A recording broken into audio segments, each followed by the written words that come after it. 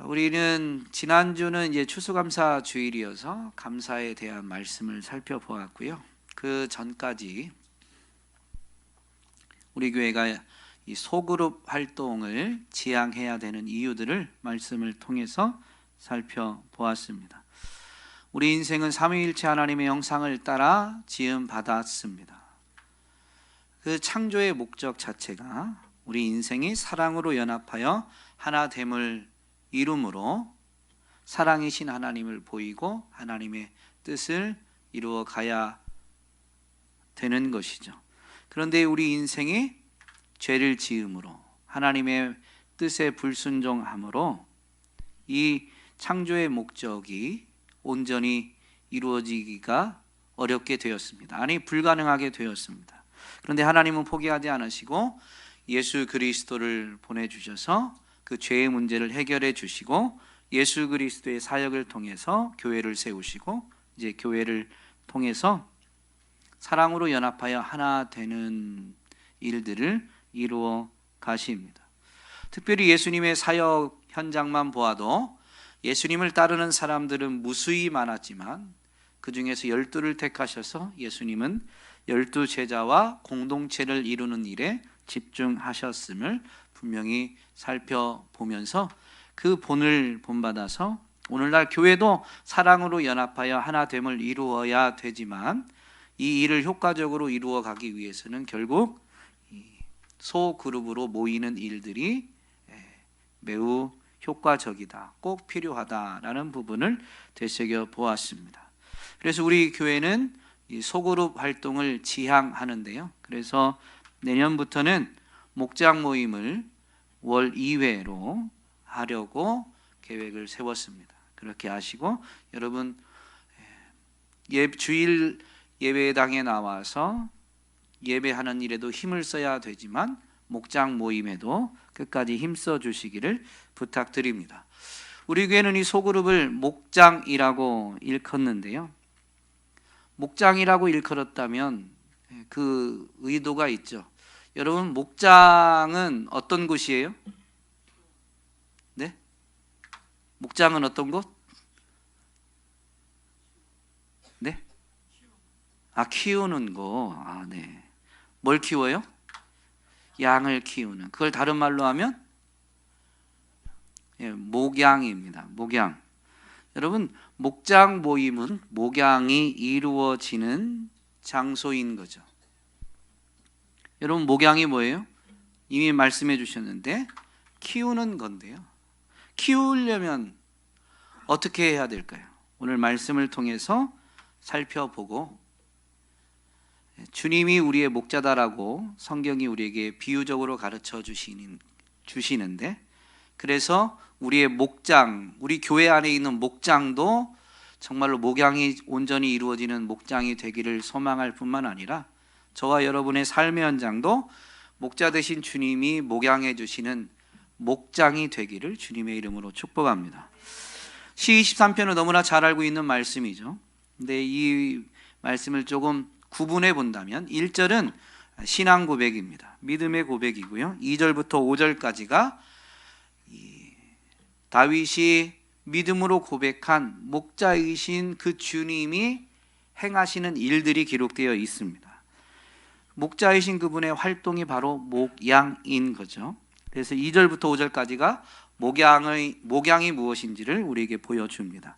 그리고 6절 끝부분에 보면 그 목양을 받은 이 목자 되신 그분의 목양을 받은 이 시인의 다윗의 결단이 있습니다.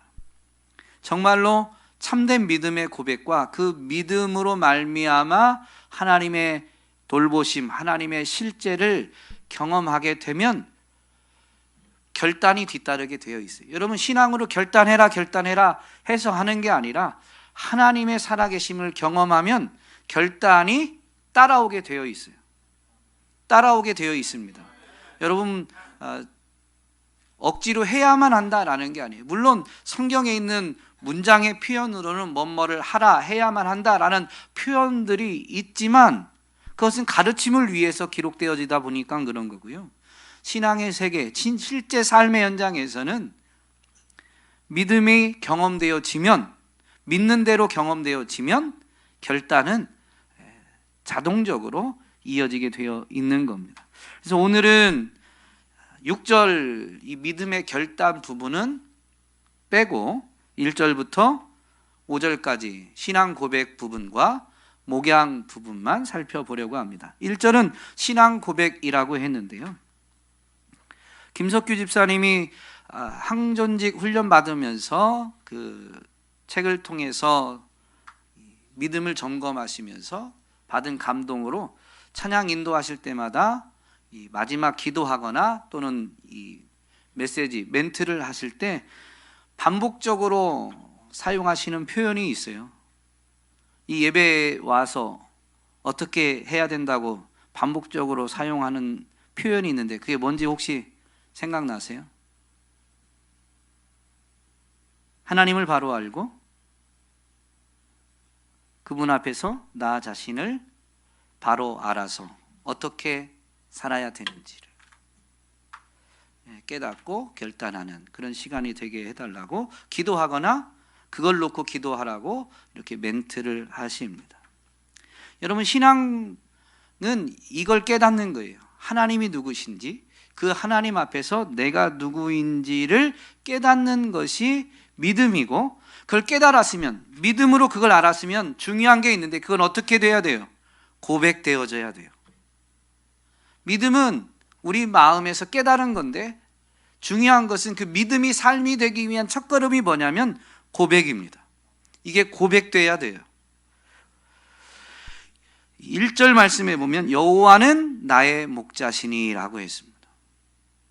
어려서부터 양을 쳤던 다윗이 볼 때에 하나님이 목자래요. 자기가 원래 목자였는데 하나님이 목자래요. 이 표현에는 뭐가 담겨 있어요? 그러면 다윗 자신은 하나님은 목자, 나는 목동이라는 표현일까요? 하나님이 목자라는 표현에는 뭐가, 시편에는, 시 23편에는 표현되어져 있지 않지만 뭐가 함축되어져 있는 거예요? 나는 양이다라는 거예요. 양은 동물들 중에서 가장 연약한 동물입니다. 시력도 나쁘고 방향 감각도 없고 몸집에 비해서 다리가 짧아서 한번 넘어지면 스스로도 못 일어나는 아주 연약한 동물입니다. 여러분, 하나님이 목자시다, 내가 양이다 라는 이 표현은 나는 너무 연약하고 부족하다. 그래서 목자가 없으면 온전히 살아갈 수 없는, 자라는 건 고사하고 생존할 수, 살아갈 수도 없는 그런 연약한 존재다라는 고백인 겁니다. 여러분, 목장은 바로 이 고백이 시작되어지는, 아니 고백으로 인해서 시작되어지는 곳이다라고 할 수 있어요. 그래야 목자를 찾게 되어 있습니다. 누가 나의 목자가 될 것인가? 하나님을 알지 못하는 이들은 다른 것을 목자로 삼으려고 하겠지만, 그러나 하나님을 알게 된, 예수 그리스도를 경험하고 그래서 그분을 보내신 하나님을 알게 되신 분들이라면 내 연약함을 깨달을 때 하나님을 찾아요. 그래서 우리 인생에게 하나님이 택한 백성들에게도 고난을 허락하십니다. 기도한 대로 다 응답되어지면 여러분, 하나님을 찾을까요? 안 찾을까요? 여러분이 기도하는 대로 다 된다. 여러분 어떠실 것 같아요? 여러분은 매우 믿음이 좋고 영적이어서 하나님을 찾으실지 모르지만 저는 제가 원하는 대로, 구한 대로 다 되면 여기 안 있을 것 같아요. 내 잘난 맛에 내가 하고 싶은 대로 또 뭔가 하고 있겠죠. 성경을 보면 하나님은 하나님의 사람들에게 고난을 허용하십니다. 그때마다 인생은 자신의 한계를 깨닫고 그래서 하나님을 찾고, 하나님을 떠났던 이들은 하나님께로 돌아오게 되어지는 거죠.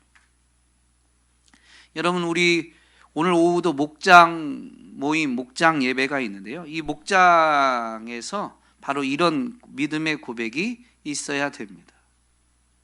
우리는 체면 때문에 이렇게 이 고백을 하는 게 쉽지 않죠. 제가 한 주간 사는데 참 너무너무 힘들었습니다. 제가 너무 연약합니다. 제가 참 부족합니다. 그런데 여러분, 이 고백이 정말로 우리에게 가져다주는 유익이 있어요. 이렇게 고백하면 어떤 은혜가 있을까요?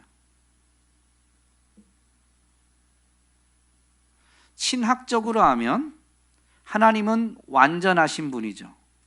그러므로 연약하다, 부족하다라는 것은 하나님과 관계가 없는 거예요. 그래서 이것을 신학적 용어로 악 또는 죄라고 합니다.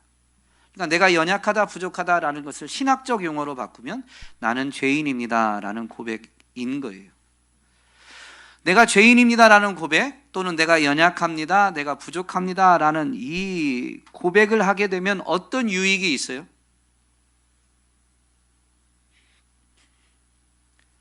생전 이런 고백을 안 해본 사람처럼 저를 쳐다만 보고 계시면 유익이 있어요. 유익이. 여러분, 이렇게 해야만 하나님이 예배를 받으신다고 하지 않았어요. 여러분, 예배 드릴 때마다 대표 기도하시는 분들마다 그 한 주간의 삶을 돌이켜보면서 부족하고 연약했던 것을 꼭 고백하고 주님의 은혜를 구하게 됩니다. 그래서 기도는 이렇게 해야 된다고 누가 시켜요?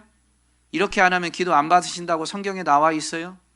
예수님이 가르치신 기도에는 죄를 고백하라는 주기도문 안에는 그런 내용 자체가 없습니다.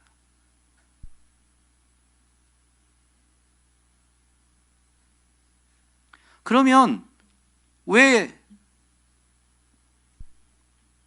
그렇게 고백하세요? 그 고백을 하면 어떤 유익이 있으세요?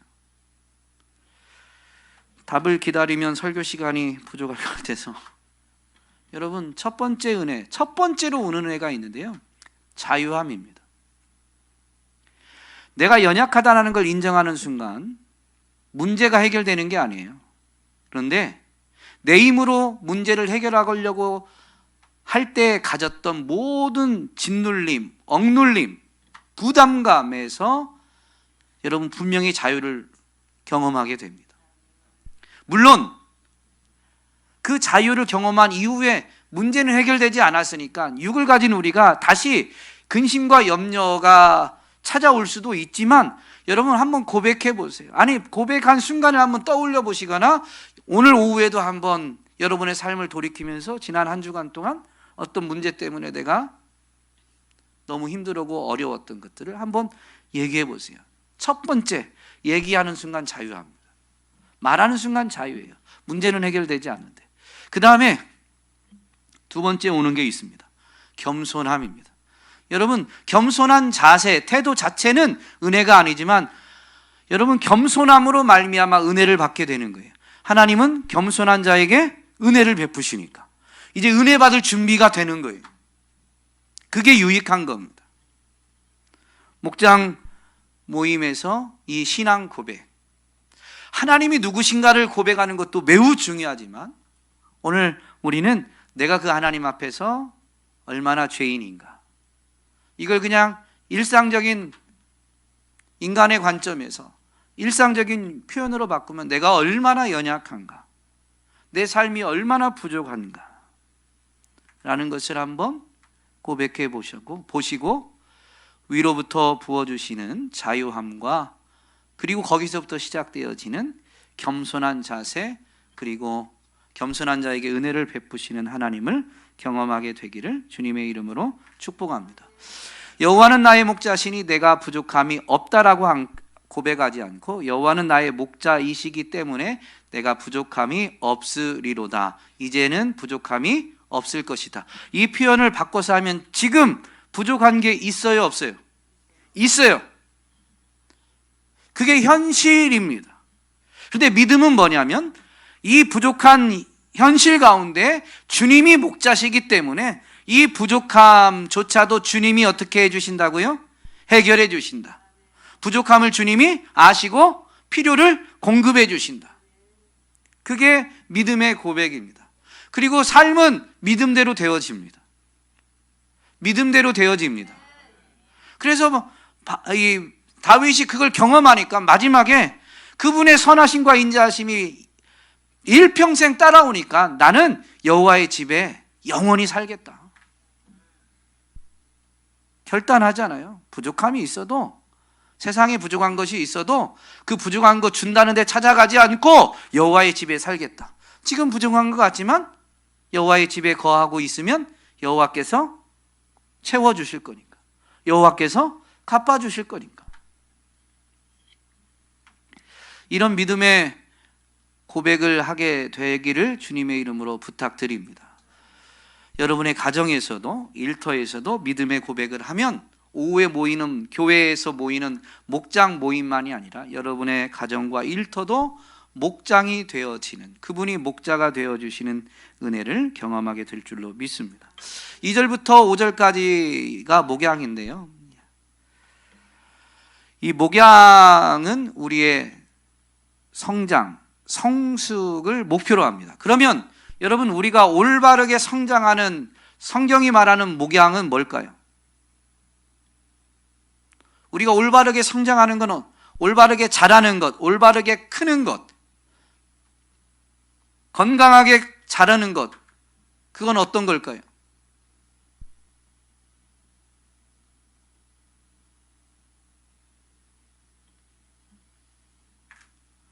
예수 그리스도를 닮는 겁니다. 하나님은 우리가 예수 그리스도를 닮게 하기 위해서 우리에게 이 목양에서 보면 푸른 초장과 실만한 물가로 데려가시죠. 푸른 초장과 실만한 물가로 왜 데려가신 거예요? 이 양이에요. 지금 양을 데려가신 거예요. 왜 데려가셨어요? 푸른 초장과 초장이 있고 그 옆에 내가 고요히 흐르는 거는 여러분 너무 멋진 풍경이죠. 뷰가 끝내줘요. 감상하라고? 물론 감상도 할 수 있습니다만은 감상이 목적이 아니에요. 양을 초장과 물가로 데려간 이유가 뭐예요? 먹으라고. 그러니까 주님이 입에까지 넣어주시진 못하지만 먹이는 거예요. 그러니까 여러분, 목양은 뭐냐면 feeding, 먹이는 겁니다. 그래서 먹어야 자라죠. 선배 목사님들이 목회는 먹회다라고 그랬어요. 목사가 목회를 잘 해야 되는데, 목회를 잘 하려면 먹회를 잘해야 된다. 먹는 모임을 잘해야 된다. 모임이 먹는 거예요. 여러분, 목장 모임하면 먹는 게 있는 것과 없는 것과 언제가 좋으세요? 크게 얘기해야 목자님들이 참고를 합니다. 먹는 게 있는 것과 없는 것, 뭐가 좋으세요? 있는 게 좋아요. 그리고 먹어야 됩니다. 저도 할 수만 있으면 성도님들과 뭔가라도 먹으려고 합니다. 먹고 싶은데 얻어먹는 게 아니라, 제가 목사잖아요. 먹이고 싶어요. 그래서 부족하지만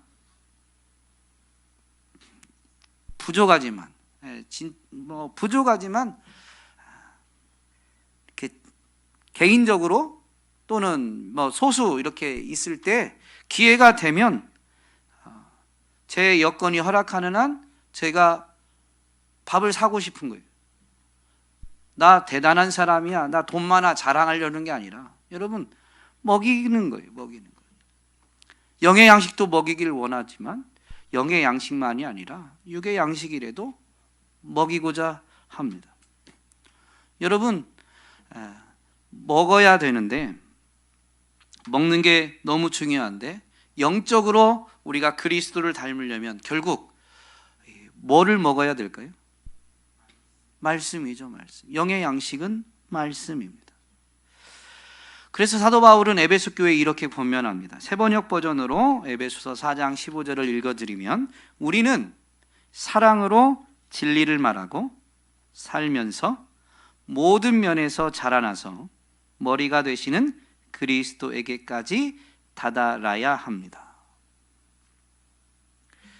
우리는 사랑으로 진리를 말하고 살면서, 이 교회에게 주는 권면이에요. 이 진리는 뒷부분에 보면 바로 예수 그리스도를 가리키는 것을 알 수 있습니다. 그분이 진리고 그분의 삶이 진리고 그분의 가르침이 곧 진리입니다. 그런데 우리는 그것을 어떻게 해야 돼요? 기록된 말씀을 통해서 배워야 되지만 성경을 읽는 것으로 끝나는 게 아니에요. 우리가 그분을 사랑하는 마음으로 그분이 진리다라는 것을, 진리를 찾고 어떻게 해야 돼요? 말해야 됩니다. 왜 말하는 게 중요하냐? 진리를 말하고 살면서, 여러분 진리를 살아내려면 첫 걸음이, 첫 단추가 뭐냐면 말하는 거예요. 예수가 진리다. 예수님이 이렇게 살라고 가르치셨다. 이걸 말해야 여러분 그 가르침대로 행하려고 합니다. 그래서 말하는 게 매우 중요한 거예요. 신앙 고백이 매우 중요한 겁니다. 그렇게 해야만 한다는 게 아니에요. 여러분, 예수님이 우리를 얼마나 사랑하셨는지를 분명히 되새기면 그분을 우리가 사랑해서 그분을 사랑으로 우리가 말하게 되어 있는 거예요. 우리의 완성도, 완벽함으로 말하는 게 아닙니다. 내가 이제 예수님의 가르침을 몇 %는 행하니까, 또는 완성도에서 평균 이상 또는 뭐 어떤 합격점 그런 게 있는 게 아닙니다. 핵심은 그분을 사랑하느냐. 그 사랑으로 말미암아 진리를 말하고 진리를 말하면서 살아가는 것, 살아내는 것, 살면서 우리는 모든 면에서 자라나는 겁니다. 그러므로 여러분, 이 말씀을 들을 때 듣는 것으로 끝나면 안 돼요. 이건 하나님이 먹이신 거죠. 그럼 교회인 우리는 이 먹은 것을 삶이 되도록 말해야 됩니다. 그게 소화시키는 거예요. 옆 사람과 한번 인사하실까요? 제가 이제부터 진리를 말하면서 살겠습니다. 오늘 오후 목장 모임에서 진리를 말하게 되기를 주님의 이름으로 부탁드립니다. 생수도 있는데요. 성경이 생수는 성령이라고 분명히 가르쳐 주죠. 요한복음 7장에서는 예수님이 직접 이 생수의 강이 넘쳐나게 될 걸 말씀하시고, 이는 성령을 가리킨다라고 39절에서 분명히 우리에게 가르쳐 줍니다. 이 생수, 즉 성령이 어떤 역할을 하냐? 예수를 생각하게 하고 바라보게 하며 그분의 말씀, 기록된 말씀을 깨닫고 그래서 순종하게 해 주십니다. 그러므로 여러분, 말씀, 양식이 꼭 필요하고 생수가 꼭 필요합니다. 이걸 잘 먹을 때 우리는 자라갈 수가 있는 거죠. 여러분, 이 목양 중에 또 한 부분이 피딩, 먹이는 거 말고 또 하나 있는데 4절 말씀에 보니까 세번역으로 보면 주님께서 나와 함께 계시고 주님의 막대기와 지팡이로 나를 보살펴 주시니, 주의 지팡이와 막대기는 보살피는 도구나 보살핌의 방법이에요. 핵심은, 목양의 핵심은 보살피는 것. 영어 번역으로 보면 케어입니다. 케어링이 있어야 돼요.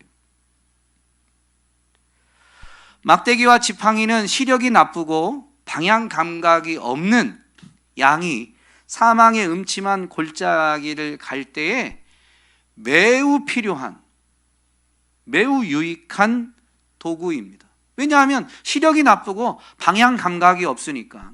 사망의 음침한 골짜기, 발 조금은 헛디디거나 조금만 곁길로 가다가는 그 사망의 음침한 골짜기로 떨어질 수 있거든요. 길을 벗어나면 안 돼요. 그러므로 의의 길로 인도하실 때, 올바른 길로 가도록 인도하실 때 꼭 필요한 게 양에게 이 목자의 지팡이와 막대기입니다. 여러분, 길을 가는데 자꾸 머리가 조금 나오는데 목자가 봤다. 그럼 목자가 어떻게 할까요? 지팡이로 툭툭 치겠죠. 살살 칩니다. 그러면 고개를 갖다가 툭툭 맞으면 돌려야죠. 그런데 고집이 센 양은 바로 고개를 돌려야 안 돌려요? 네, 저를 닮아서 안 돌립니다.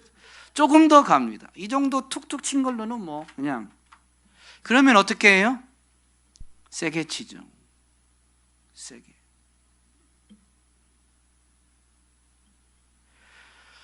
그래서 사망의 음침한 골짜기로 떨어지지 않도록 해 주십니다. 이것이 구약에서 율법이 선포될 때 보면 축복의 말씀도 있지만 어떤 말씀도 있어요? 저주의 말씀도 있어요. 율법을 가르치는 현장에서 하나님은 이스라엘 백성들에게 모세를 통해서 분명히 가르쳐 주죠. 율법이 선포될 때 어떻게 하라고 말씀하세요? 저주의 말씀, 율법 중에 저주의 말씀이 선포될 때 어떻게 하라고 가르치세요? 신명기에 보면 이스라엘 백성들이 이제 가나안 땅 목전에 두고 모압 광야에 이르렀을 때 12지파를 둘로 나눠서 두 지파로 둘로 나눠서 한쪽 그룹은 그리심산 편에 서고 한쪽 그룹은 에발산 편에 서게 한 다음에 모세를 통해서 율법을 선포합니다. 축복의 말씀이 선포되어지면 그리심산 편에 선 6지파가 아멘 아멘으로 그 말씀을 받으라고 합니다.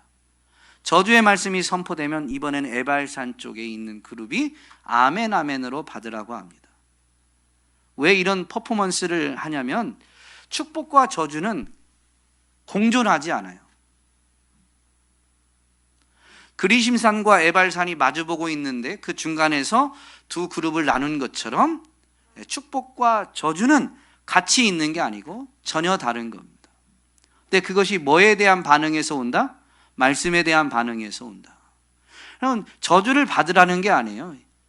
에발산 쪽에 있는 그룹은 저주의 말씀이 선포되어지면 아멘 아멘 할 때 그들이 저주를 받는다는 게 아니에요. 그렇게 되면 저주를 받으니까 그 말이 아멘이라는 건 진실로 그러하다, 그렇게 하면 정말로 저주받는다라고 답변하는 거예요.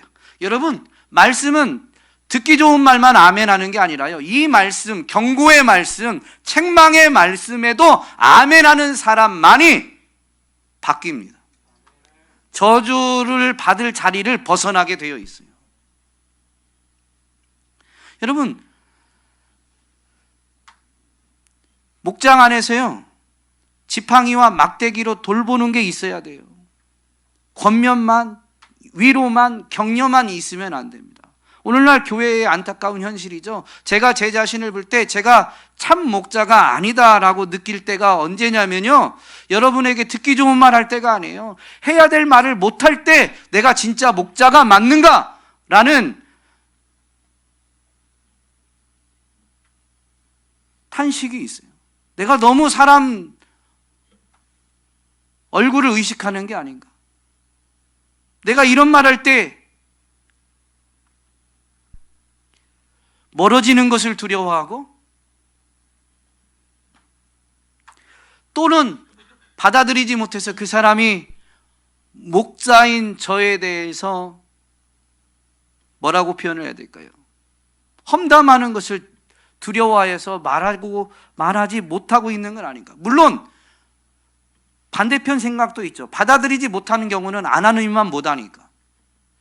그런데 그게 100% 그 사람만을 위해서 내가 주저하고 있는 건지, 아니면 내 체면, 뒤 돌아오게 될 이 험담의 소리 자체를 내가 아예 안 들으려고 나를 위해서 내가 주저하고 있질 않은지, 여러분, 심각하게 제가 고민이 되고 이런 면이 내 안에 있었다라고 되면 참 비참합니다. 내가 참 목자가 아니니까.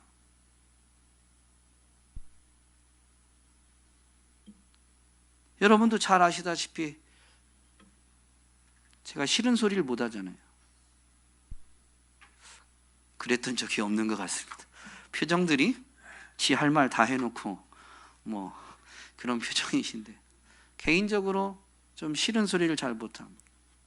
그러나 정말 돌보는 것, 정말 사랑으로 돌보는 것은, 여러분 자녀들한테 고운 말을 많이 하세요? 싫은 말을 많이 하세요?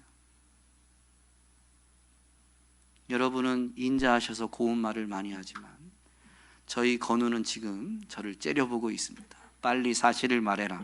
이런 시선으로. 고운 말보다 언성이 높아지거나 책망하는 말이 더 많습니다. 잘할 때는 참 칭찬하고 그래야 되는데 잘할 때는 그냥 지나칠 때가 많고, 못하면 한 번을 안 건너뛰려고 하죠. 왜요? 사랑하니까. 잘못될까 봐 하는 거예요.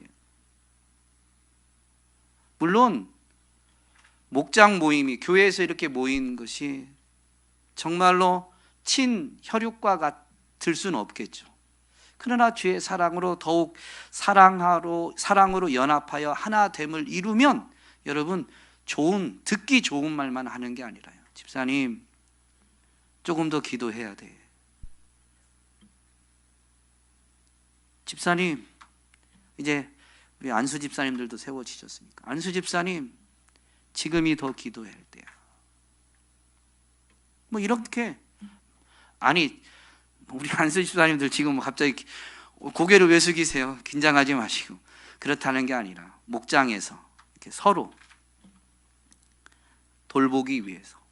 영적으로 삶이 너무 바쁘고 분주하면 지칠 수 있죠. 육신이 지치면 영적으로도 지치기가 참 쉽습니다. 그때 정말로 사랑하는 목장 가족이라면, 믿음의 가족이라면, 집사님 참 힘든 시기인 건 맞는데, 너무 비상도 많고 육신이 고된 시기인 건 맞는데, 그렇다고 기도가 아예 끊어지면 안 돼. 전에는 매일 기도했다면 육신이 너무 피곤하고 고나면 그래도 일주일에 한두 번은 기도의 끈이 놓쳐지면 안 되지. 기도해야 돼. 기도 그렇게 했는데도 안 한다.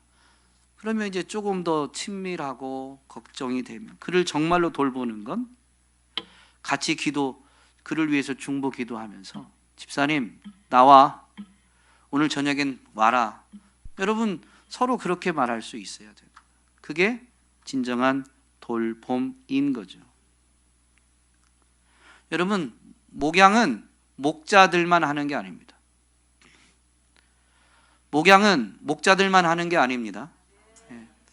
이 목양을 예수님이 베드로에게 당부하시는데, 베드로는 부활하신 예수님을 만나고도 예수님과 함께 한 게 아니라 갈릴리 바다로 고기 잡으러 갑니다.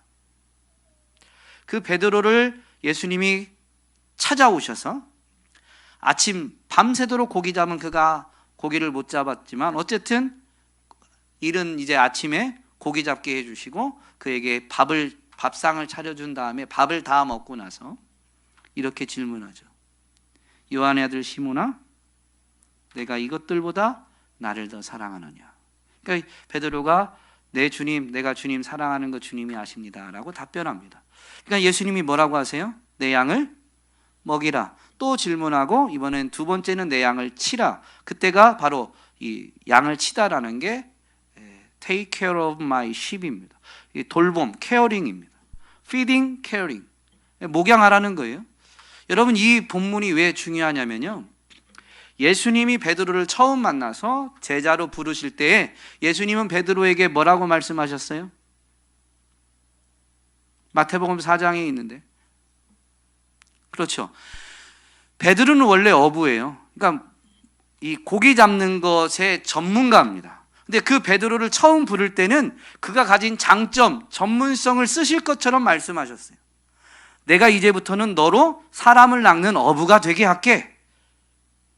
정확히 사람을 낚는 어부, 어떤 일인지 모르지만 뭔가 낚는 거, 그게 이제 대상이 물고기에서 사람으로 바뀌지만, 고기 잡을 때 이렇게 잡는 것처럼, 낚는 것처럼 주님의 일을 그렇게 하면 되겠구나. 내가 잘하는 거 이걸로 주님의 일을 할 수 있구나. 이렇게 부르신 거예요.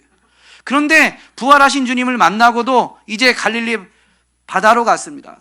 자기가 예수님을 따르고 자기의 결단으로 끝까지 주님을 버리지 않겠다고 했는데 실상 베드로는 어떻게 했어요? 주님을 버렸죠. 부인했죠. 부활하신 주님을 만났는데도 불구하고 내 장점으로, 내 전문성으로 주님이 맡기신 일을 감당할 수가 없다고 느낀 거예요. 그러니까 어떻게 해요?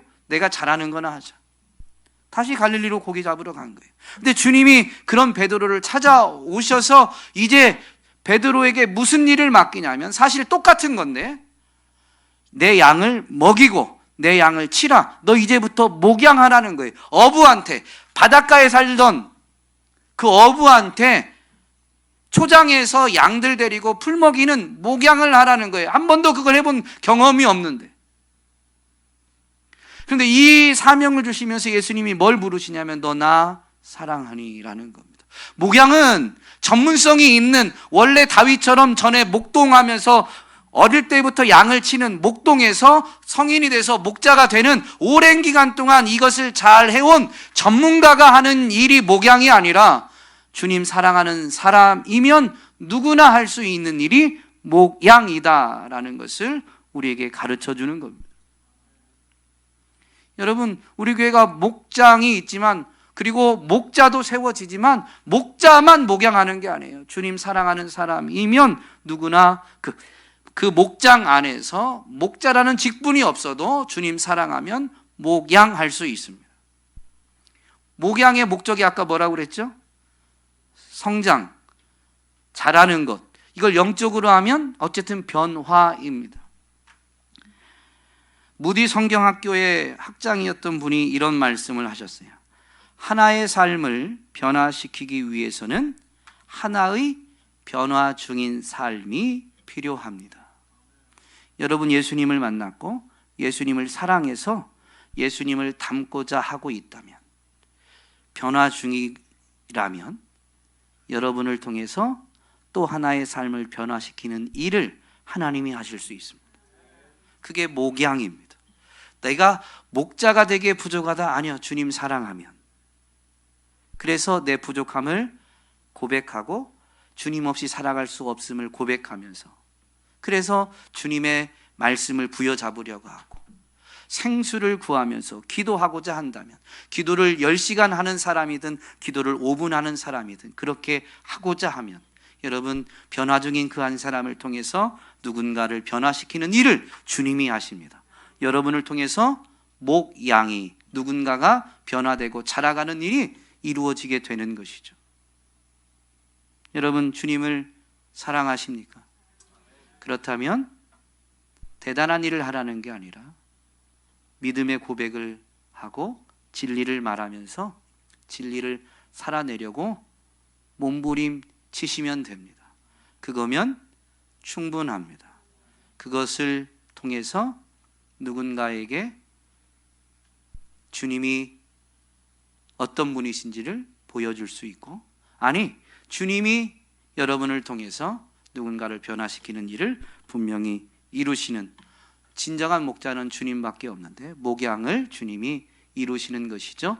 저와 여러분의 가정이 일터가, 그리고 우리 교회 안에서도 소그룹으로 모이는 그 목장이 정말로 성경이 말하는 주님이 이루시는 목양이 이루어지는 현장이 되기를 주님의 이름으로 축복합니다.